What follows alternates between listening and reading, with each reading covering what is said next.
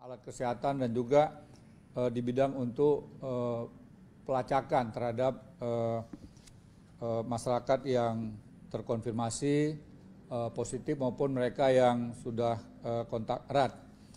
Kemudian khusus untuk Jawa Timur, gugus tugas bersama dengan Kementerian Kesehatan telah memberikan sejumlah bantuan, baik untuk alat mesin PCR yang permanen maupun yang mobile, termasuk juga bantuan dari Badan Intelijen Negara.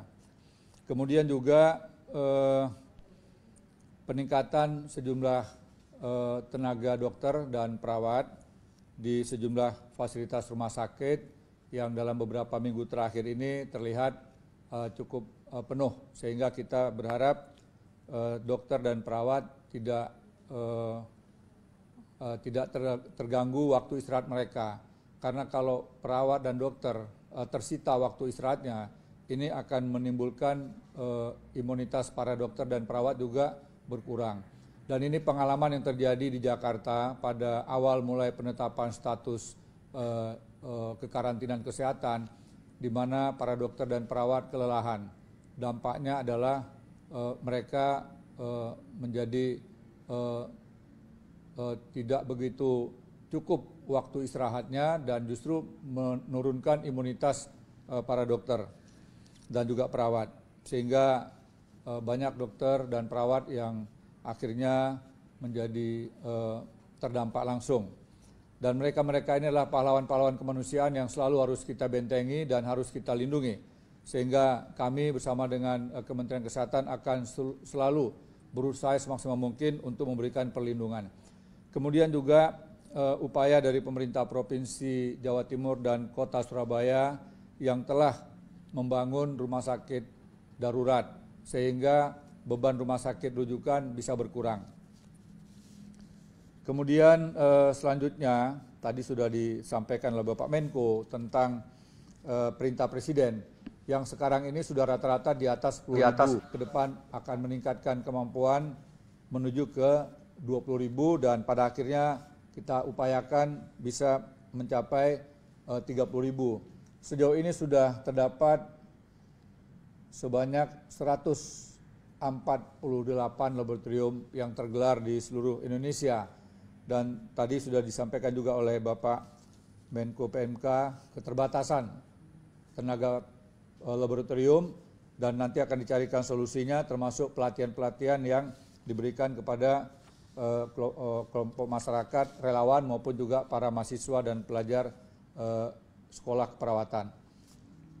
Kemudian pentingnya kerjasama di daerah, terutama di tingkat provinsi, sehingga seluruh komponen yang ada, terutama unsur kesehatan dibantu TNI Polri dan juga Binda, ini mampu melakukan tracing dan tracking kepada kelompok masyarakat yang diduga ODP, sehingga program ini akan menjadi prioritas kami ke depan.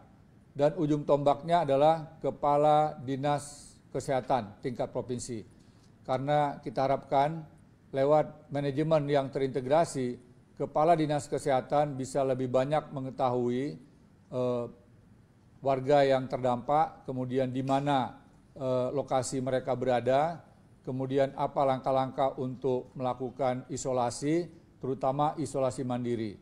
Nah, ketika isolasi mandiri dilakukan, maka jangan lagi ada di antara mereka yang sudah terkonfirmasi positif ini masih keluar dari tempat atau rumah atau kawasan isolasi mandiri yang disiapkan secara personal. Kemudian selanjutnya penyederhanaan merek mesin PCR yang selama ini memang sebagian masih menggunakan mesin lama, secara bertahap akan ada peremajaan.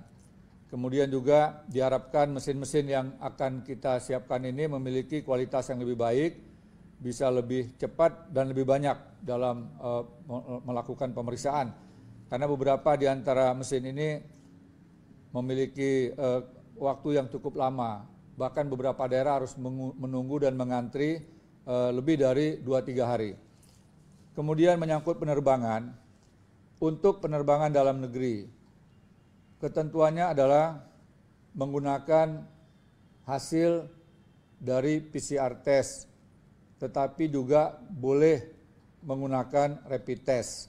Ini sesuai dengan surat edaran gugus tugas nomor 4 dan diperbaiki menjadi nomor 6 di perpanjangannya. Kemudian khusus untuk penerbangan luar negeri, ini wajib menggunakan PCR test sesuai dengan surat edaran Kementerian Kesehatan nomor 313. Termasuk juga saran dari Ibu Menteri Luar Negeri kepada Bapak Presiden, semua mereka yang tiba dari luar negeri, baik yang sifatnya mandiri maupun yang merupakan kelompok PMI, itu wajib menggunakan metode PCR test. Kemudian untuk mereka yang melaksanakan perjalanan mandiri dari luar negeri, juga disiapkan hotel di beberapa tempat di mana tenaga atau karyawan hotel telah mendapatkan pelatihan dari tim Kementerian Kesehatan dibantu oleh unsur TNI dan Polri di bidang kesehatan. Sehingga diharapkan kenyamanan bagi mereka yang telah tiba di tanah air bisa terjamin. Kemudian biaya yang dikeluarkan itu menjadi tanggung jawab bagi masyarakat yang menghendaki untuk memilih lokasi di hotel. Termasuk juga biaya untuk PCR testnya itu ditanggung oleh mereka yang meminta.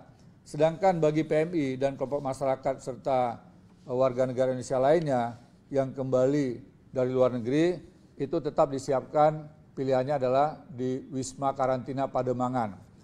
Kemudian berdasarkan data dari BP2MI, yaitu Badan Perlindungan Pekerja Migran Indonesia, warga negara kita yang tercatat akan kembali berjumlah 141.423 orang. Sementara itu yang telah tiba di Jakarta dan Bali itu mencapai 15.343 orang. Kemudian yang melalui Batam, Kalimantan Barat dan Kalimantan Utara mencapai 79.444 orang. Sebagian lagi masih dalam proses kepulangan, terutama warga negara kita yang bekerja di sejumlah kapal-kapal pesiar dan juga di beberapa negara lainnya. Kemudian dari 15.000 sekian orang yang tadi telah kembali baik di Bali maupun di Jakarta, ternyata banyak juga yang belum mau dipulangkan ke daerah asal. Tercatat di Wisma Karantina ada 783 WNI yang sudah melalui proses karantina, sudah dinyatakan negatif. Harusnya mereka bisa pulang, tetapi mereka minta tetap bertahan sampai dengan ada kepastian mereka akan kemana. Karena sebagian besar dari mereka ini belum tahu apa kegiatan yang akan mereka lakukan. Termasuk kalau ke kampung halaman pun belum tentu mereka mendapatkan pekerjaan di kampung halaman. Ada sekitar 202 orang yang sampai dengan sekarang masih bertahan, untuk sasarannya adalah untuk mencari kerja di Jakarta dan sekitarnya. Kemudian tadi Bapak Presiden juga menegaskan pentingnya standarisasi harga bagi mereka yang akan melaksanakan bepergian dan wajib untuk tes PCR. Bapak Presiden meminta harga itu tidak memberatkan para petugas atau masyarakat yang akan berpergian. Bapak Presiden menugaskan Menteri Kesehatan untuk menentukan standarisasi harga. Kemudian selanjutnya, adanya zonisasi warna tentang risiko terhadap ancaman COVID, baik tinggi, sedang, rendah, termasuk ada 102 kabupaten kota yang tidak terdampak yang telah diumumkan untuk bisa memulai kegiatan masyarakat produktif dan aman COVID. Tadi Bapak Presiden telah menugaskan saya pada hari Senin yang akan datang untuk mengumumkan daerah yang statusnya warna kuning, artinya risiko ancaman COVID-nya sudah rendah berdasarkan data-data yang telah dilaporkan kepada gugus tugas. Namun data-data ini sangat bervariasi, artinya sewaktu-waktu bisa berubah. Yang hari ini mungkin masih orange, tiba-tiba nanti bisa berubah menjadi kuning.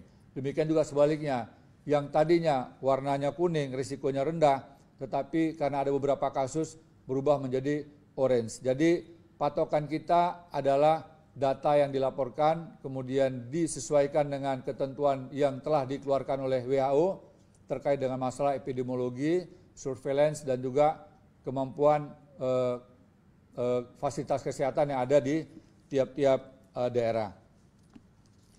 Kemudian juga Bapak Presiden telah memberikan arahan tentang mempercepat kelonggaran bagi sejumlah kawasan, terutama pertambangan, kemudian perindustrian, kemudian perkebunan dan beberapa bidang lain yang risiko, saya ulangi lagi, yang risikonya kecil bagi masyarakat sekitarnya. Jadi ini menjadi pertimbangan kami untuk sesegera mungkin melakukan koordinasi dengan kementerian dan lembaga terkait setelah ada data-data dan masukan dari KL-KL yang ada, nanti akan segera diumumkan jenis bidang apa saja yang harus segera kita berikan pelonggaran. Kemudian yang terakhir menyangkut masalah protokol kesehatan harga mati. Jadi dalam berbagai kegiatan Bapak Presiden selalu menekankan kita belum akan menemukan vaksin dan kita juga belum akan tahu kapan akan berakhirnya COVID ini. Oleh karenanya kemampuan kita beradaptasi terhadap ancaman COVID ini harus selalu kita siapkan, harus selalu diingatkan dengan kehati-hatian, tidak boleh lengah, tetap waspada, sehingga kegiatan tetap paralel. Kita tetap mengamankan masyarakat agar tidak terpapar COVID, tetapi juga kita harus memperhitungkan warga masyarakat kita untuk tidak terkapar PHK. Kemudian juga Bapak Wakil Presiden menekankan tentang pentingnya memperhatikan protokol kesehatan pada saat kegiatan di rumah ibadah. Dan ini kita lihat pengalaman-pengalaman sebelumnya, sebagian besar warga yang terkonfirmasi positif, bahkan sejumlah tokoh-tokoh agama akhirnya menjadi wafat, meninggal dunia, itu diawali dengan kegiatan di tempat-tempat ibadah atau kegiatan ibadah. Oleh karenanya pesan dari gugus tugas, seluruh pihak yang telah diberikan kewenangan atau bahkan memiliki tanggung jawab untuk bisa melindungi warga negara dari ancaman COVID ini diharapkan bisa bekerja dengan sepenuh hati, bisa melakukan langkah-langkah antisipatif bahwa COVID belum akan berakhir, tetapi masyarakat juga sudah lebih dari 2,5 bulan belum memulai aktivitasnya. Nah, bagi daerah-daerah yang telah diberikan pelonggaran, mohon sekali lagi pimpinan di daerah, seluruh komponen masyarakat harus bersatu, harus bekerja sama, laksanakan semua kegiatan yang sifatnya koordinasi dan komunikasi dengan baik. Libatkan tokoh-tokoh non-formal, agar apa-apa yang harus dilakukan ini menjadi bagian yang tidak terpisahkan. Sehingga ketika kepala daerah atau pihak-pihak tertentu mengumumkan tentang melakukan kegiatan pelonggaran, maka masyarakat sudah memahaminya, sudah mengerti, dan juga akhirnya mematuhinya. Termasuk juga proses sosialisasi, dan juga diawali dengan simulasi. Tanpa ada simulasi, diharapkan kegiatan ini lebih baik ditunda dulu. Karena risiko yang akan dihadapi tentu tidak mudah, tentu tidak ringan, tentu tidak kecil. Nah, dengan demikian, proses sosialisasi setiap sektor yang akan dibuka ini menjadi hal yang perlu diperhatikan dengan sangat serius. Saya rasa itu saja yang dapat kami sampaikan. Selanjutnya kami kembalikan kepada Biro Pers dan Media Istana. Demikian, wabillahi taufiq wal hidayah. Wassalamualaikum warahmatullahi wabarakatuh.